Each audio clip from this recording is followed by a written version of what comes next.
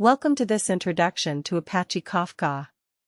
Kafka is a distributed event streaming platform used to move and process streams of data between applications and services.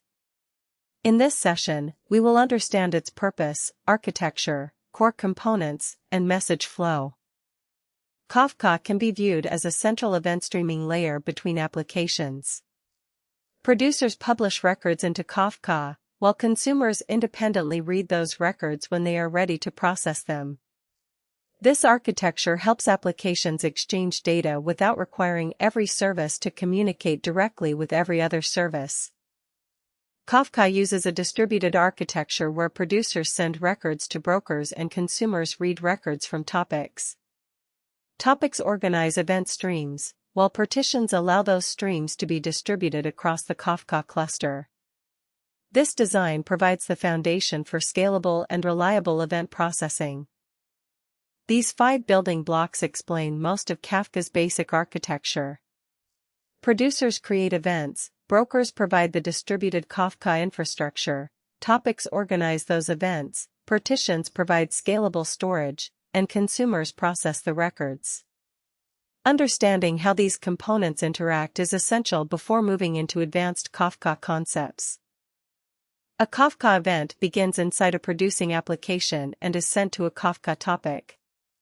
Kafka stores the record within a partition managed by a broker.